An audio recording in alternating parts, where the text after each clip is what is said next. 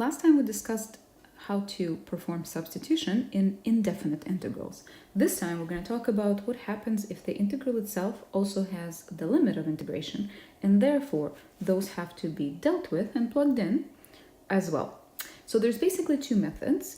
They will result, of course, in the exact same answer, and this is completely up to you to figure out which method you prefer. So the first method is to return to the original variable and then plug in the limits of the integration as per original variable. So let's take a look at this integral, perform the substitution, and see how that would work out. So here I have e to power 5x, and it is this 5x that I'm going to substitute for. Then du is 5 dx, and then what I have in terms of my integral is integral of e to power 5x, which is then what we call u, times dx, which from here I can solve for, and I can see that dx is actually going to be du over 5. So it's e to the u times du over 5. Now what I'm going to do here is recognize that these limits of integration, this interval of 0 to 1, is given in terms of the original variable x. Once I'm substituting, I'm changing the variable. But if I know I'm going to come back to the original variable, what I can do is note that the limits of integration are actually the limits in terms of x values, from x equals 0 to x equals 1. And I'm going to more or less ignore them until I've completely integrated and have gotten back to x's. So now here I can take 5 out, and I can then have the integral of e to the u du, which of course is just e to the u. So I have 1/5 e to the u, and now because this is no longer an indefinite integral, I'm not going to have a plus c. However, the values that I have to plug in correspond to x equals 0 and x equals 1, and x is not yet the variable that I have. So in my last step here, I have to come back to my original variable, which is x, and then plug in the values for x. So u is equal to 5x, and now is when I can actually perform the plugging in of the 0 and 1. So altogether I will have 1/5 e to power e minus 1/5 e to power 0, which is actually 1. And in fact, you can calculate that to be a specific number in decimals. So this is one method. Carry the limits of integration out and not move them from x to u until you come back to x's and are able to plug x values in for x. The other method is to change the limits of integration within the substitution box right away. So this will add a step to the substitution box, but it will remove the step of going back to the original variable. So let's see how this works out in practice. So my substitution itself will not change. I will still have u is 5x, du is 5 dx, but what I'm now going to do is recalculate these values instead of being in terms of x, for being for u. So what this is saying is that x is equal to 0, and within my box, a substitution box here, I'm going to think of if x is 0 and I plug that into my substitution here, what does u equal to? Well, if x is 0, I'm going to get 5 times 0, which is 0. So this corresponds to u also being 0. My second limit of integration here is 1. So when x is equal to 1, and I plug that into here, I'm going to get 5 times 1, so u is going to be equal to 5. So now what I can do is rewrite my integral fully in terms of u, including the limits of integration themselves. So my integral is going to now be from 0 to 5, and the rest of it is actually going to be the same as above, because the substitution itself is the same.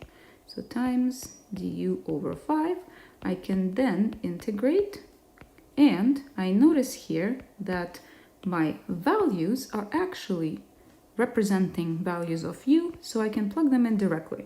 So what I'm going to have is 1/5 e to power 5 minus 1/5 e to power 0. Okay, so let's just take a step back a little bit here and compare the two methods.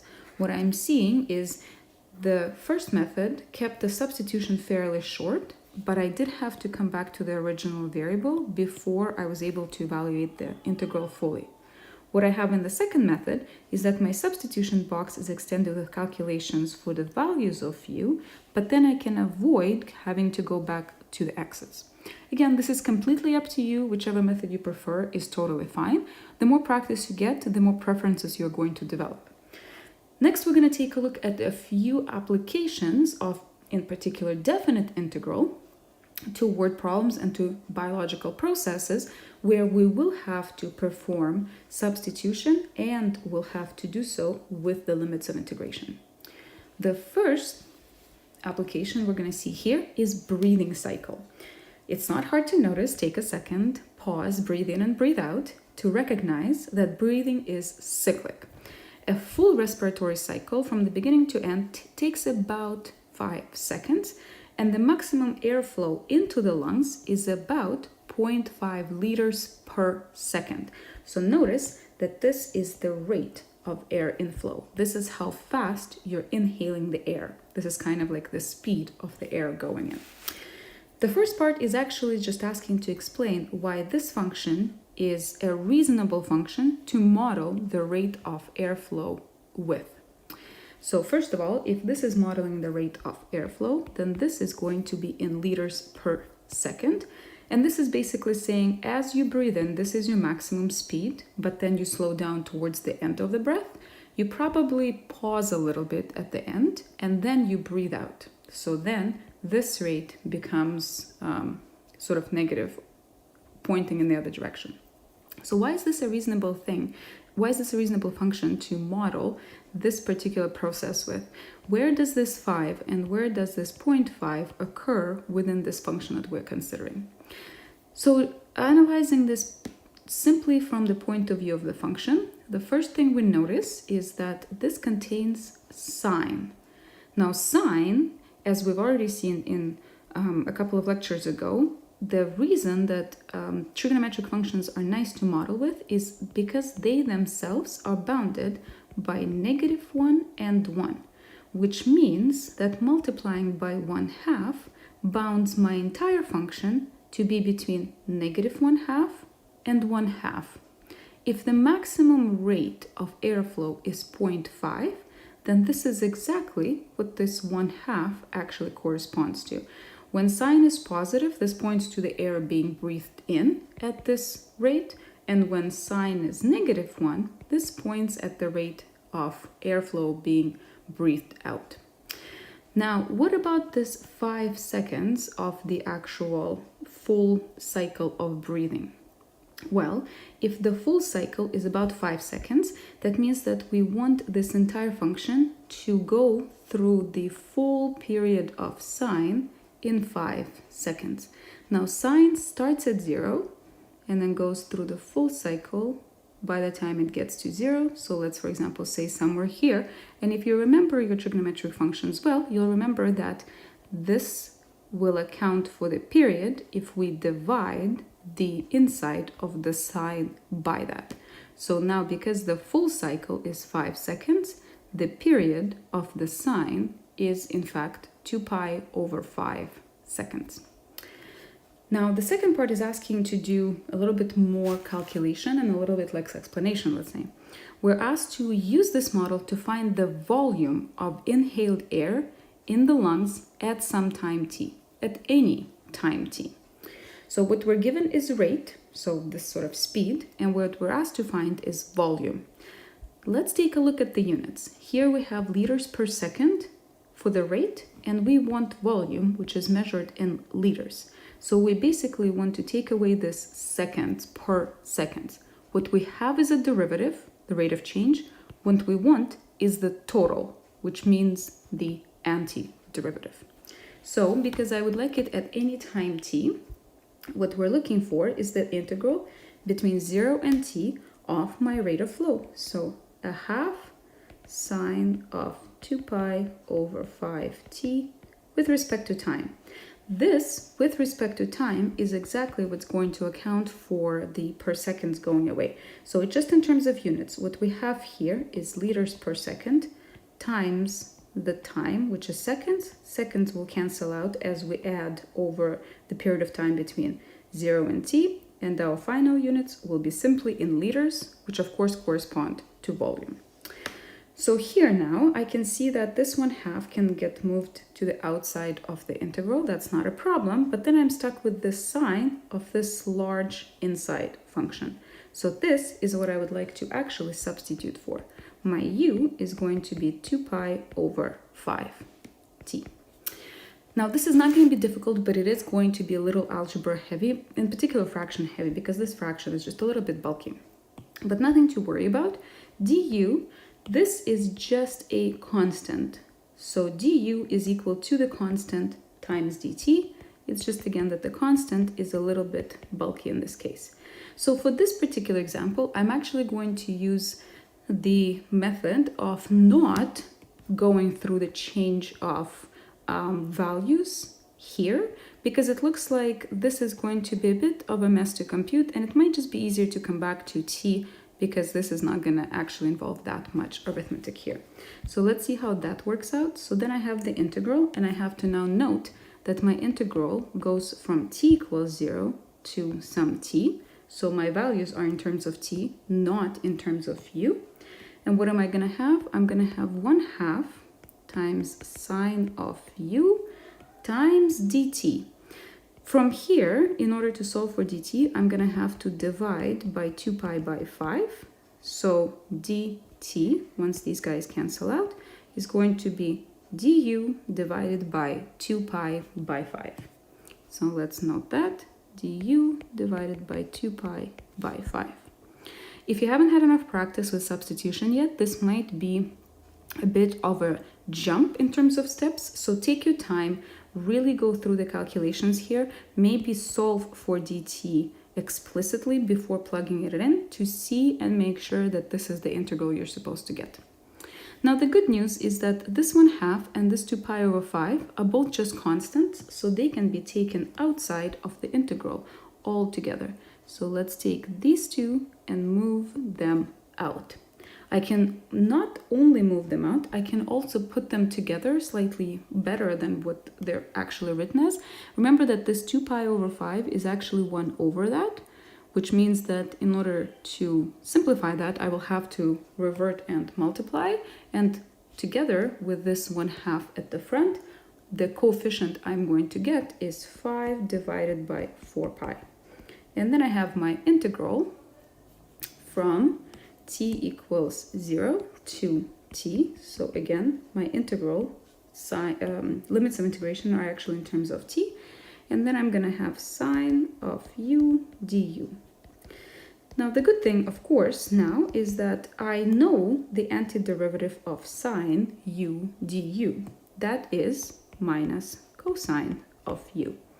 And I have to plug in my limits of integration, but they are, for now, in terms of t, which means that before I can plug them in, I have to go back to my original variable, which is this here.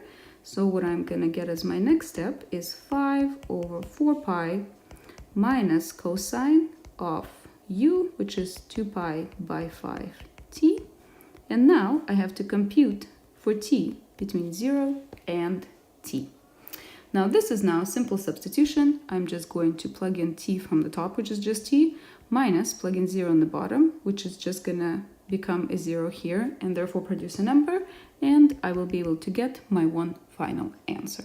I'm gonna leave the last step for you to complete. I'm gonna blame the lack of room on my slide for skipping this calculation, but this is really just an algebraic substitution, nothing more than that. Make sure you're comfortable with this process and see if you prefer to actually calculate the limits in terms of u at this stage, then do so, and that will allow you to skip the step of coming back to t as the original variable. For our next model, we're going to consider Gompertz model. There are two different types of Gompertz model presentations, but they both are equivalent and actually model tumor growth. This one is given in terms of the growth rate of a tumor. So once again, notice that what we're given is a derivative, a rate of change, not the function itself.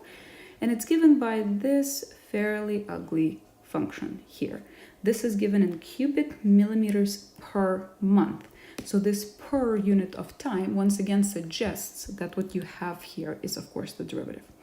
By how much is the volume of the tumor is predicted to increase over the first year? So once again, we have a rate of change, which is indicated by units as well. And what we want is the volume, so the total change of the actual size of the tumor, which means that we have to take an antiderivative of our original function. Now we are asked to do so over the first year, and here the growth is given in cubic millimeters per month, which means that I'm looking at the integral from 0 to 12 months of my actual growth rate. So 2 to power 1 minus e to the minus t, e to the minus t times ln of 2, and all of this integrated with respect to time. Now this is quite a handful here, it seems, but it's really not that bad because look, there's e to the negative t here and there's e to the negative t here, which gives me hope that once the substitution is performed, we will be able to collapse this integral quite a bit. Now, for this one, you sort of really have to step back and sort of squint at it.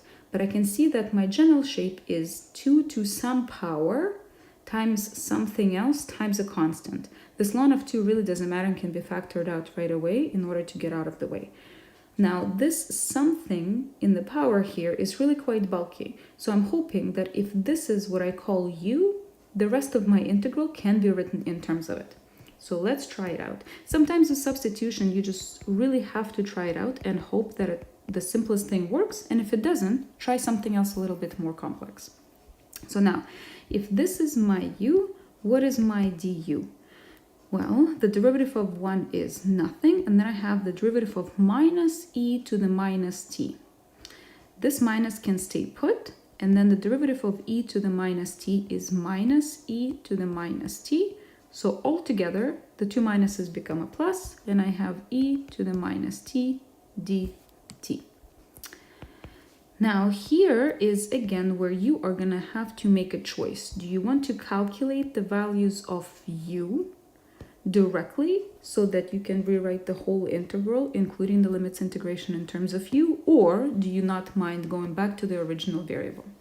I don't ever mind going back to the original variable except for the one type of integral. So my personal method of preference is to leave everything as is and come back to the original variable in terms of the integral. If this turns out to not be the method you prefer, by all means calculate the values of u here and have your integral be fully in terms of u. So what I'm going to do is leave my integral as is and then rewrite everything in terms of my u and du. So let's see here. I have that this little monster was what we called u. So I'm going to have 2 to power u. And then notice here that it's actually kind of lucky. My du is equal to e to the minus t dt. So these two terms are actually what constitutes du, right? So you can, of course, solve for dt here and plug this into there, and you'll notice that e to the minus t cancels out. Or you can notice that both of the pieces of du already occur within your integral. So what I'm going to have is 2 to power u times du times ln of 2, which is, of course, a constant. So I am going to just take it outside of the integral right away here.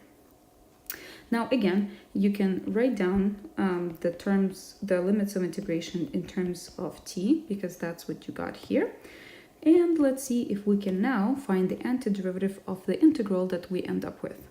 What is the antiderivative of 2u?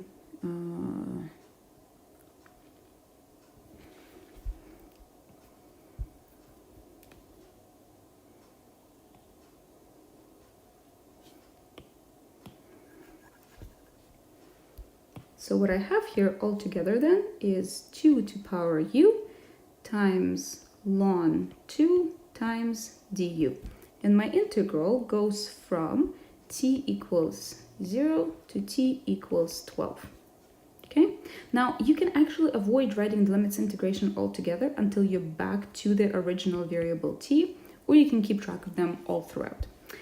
So now I just have to figure out what is the antiderivative of this entire integral. I can take ln 2 out altogether because it's a constant, but here it's actually very handy, because if you think of what would I have taken the derivative of to produce 2 to power u ln 2, you will probably remember, or you can look it up somewhere, and you'll figure out that it's just 2 to power u. The derivative of 2 to power u is 2 to power u, so itself, times ln of the base. So that's exactly what I have here, and therefore that's my entire antiderivative. And I have to compute this guy between t equals 0 and t equals 12. Now again, before I can actually compute it between t equals anything, my antiderivative has to be written in terms of t. So I'm going to sub the expression for u in terms of t back in, and then calculate the actual values. So I have 2 to power 1 minus e to the minus t from t equals 0. I guess I no longer have to write t because that's the variable that I have, to 12. And now I can just plug those numbers in. So I'm going to have 2 to power 1 minus e to the negative 12 minus 2 to power 1 minus e to the power of 0.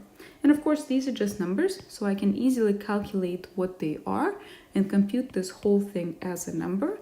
Because of the units of volume are cubic millimeters, what I will end up with here is cubic millimeters, and that is how much the volume increases for over the first year. Now let's take a look at yet another application here, and that one is for dialysis. This is a simple explanation of how dialysis works. It removes any waste product from a patient's blood, but by basically diverting the blood out, running it through a dialyzer, through the cleaning, and then returning the clean blood back into the system. Now this entire process is of course governed by a machine, and machine does a lot of calculations as it goes through the cleaning of the blood at a certain rate. So here is the function that we actually have for it. The rate, so once again notice that what we're given is the rate of change, the derivative of something, the rate at which urea or any other waste is removed from the blood in milligrams per minute is modeled by this function. So notice it's really easy to get lost in functions like this, but with practice you'll start to notice what are important pieces of information. The most important piece of information here is what the variable is. And if you look at the function itself, the only other place it occurs at is right here. So let me actually highlight it. So there's t here and there's t here. That's it. Everything else is a constant. K is the rate of blood flow through the machine. So this is something that you fix at the beginning of the dialysis. V is the volume of patient's blood in the system, and you want to keep it consistent. So however much blood is taken out through the dialysis machine, that's exactly the same amount as the one being put in. So this system is what we call closed. Therefore, the total amount of blood, fluid in the patient's system doesn't change. And C naught is the initial amount of urea or waste in the blood. We would like to both evaluate and interpret the integral from 0 to 30 of this function. So once again, we've seen this before. If we're given the rate and we're computing the integral of the rate, what we end up with is the total. So this is the total amount of urea removed from the system. Now we just have to figure out what are the units of time here. So this tells you what the variable is, so is what's inside the function, and it says that t goes from 0 to 30. Now what is 30? Notice that our units of time throughout have been minutes, so removed in 30 minutes. From 0 to 30 minutes. Now let's evaluate this. This is going to be slightly different because we have lots of constants to work with throughout, but again, we just sort of really have to highlight for ourselves what are the variables and what is it that we need to focus on as the variable. So I'm going to keep highlighting them just to be sure that I notice that that's my variable. So notice that my variable actually only occurs here in the power of the function e. Okay, so this tells me that the rest of these guys are all constants, so I can either factor them out or leave them here, but what would be good to substitute for is everything in this power. If all I have is e to power u, then that's a really simple integral to take.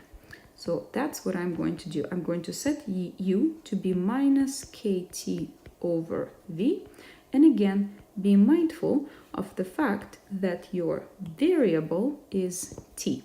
So now the derivative of minus k over v times t, it's kind of like the derivative of 5t. The derivative is just a constant in the front. So the constant in the front here is just a little bit of a bulky constant, minus k over v dt.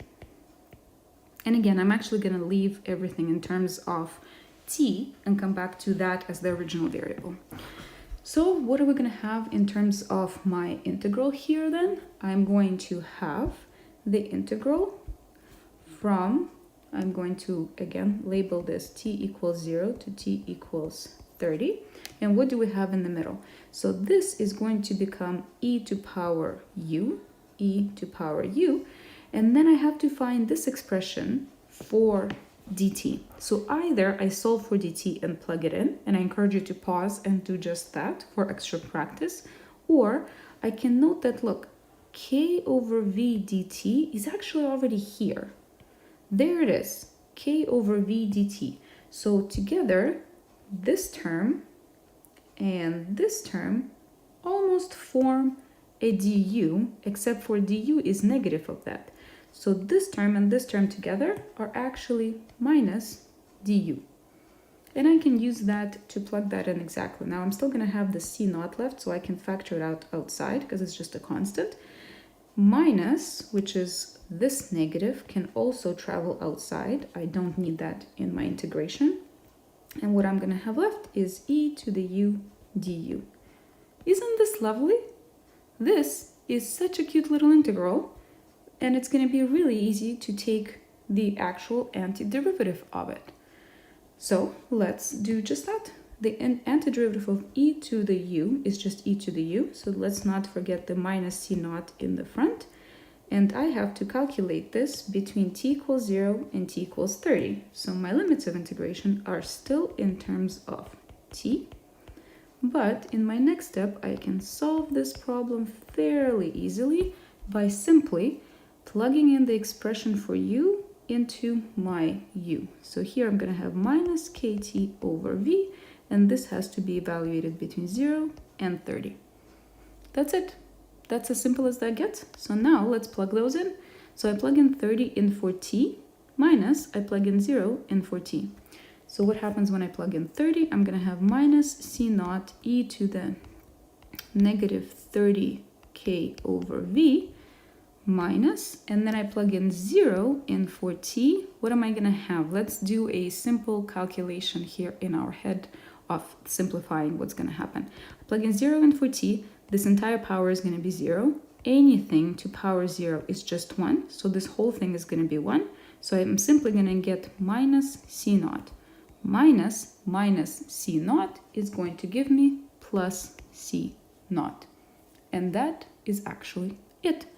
Now, don't expect your answer here to be an actual number because we don't have the numbers for everything here, because the k and the v and the c naught are going to depend on any particular patient. So the final outcome will also depend on all of those variables being different for different people. So while all of these things depend on the patient, we can still figure out if this as a final expression makes sense. Remember that c naught is the initial amount of urea. So this is my c naught here. The integral computes the total amount of urea removed from the system. This is the initial amount, and I will be subtracting a positive number because e to any power is positive. So no matter what, the total amount removed will be less than C naught because I'm subtracting this thing from C naught, which makes sense. The total amount of urea removed in 30 minutes should be less than the total amount of urea in the blood of the patients.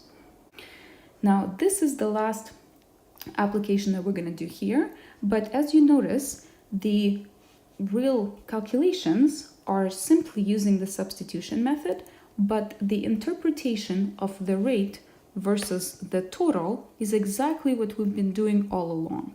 So this is going to stay the same, and all we're going to have is introduce other variety of integration techniques in order to be able to go from different looking rate functions to compute the total amounts of the different biological processes involved. Now, I strongly encourage you to take a look at this handout with a number of different integrals here to be done by substitution as a little bit of extra practice before we move on to look for other integration techniques. Usually the hardest part of integration technique is being able to figure out which technique to apply.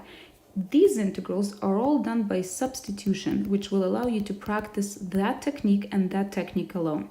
The methods for determining which technique to apply only become familiar once you have done a lot of integrals for every single technique and learn the patterns where separate techniques are going to work. So take a look at these. These are all simple substitution integrals, but the substitutions are not always obvious. So a little bit of patience and a lot of practice makes perfect.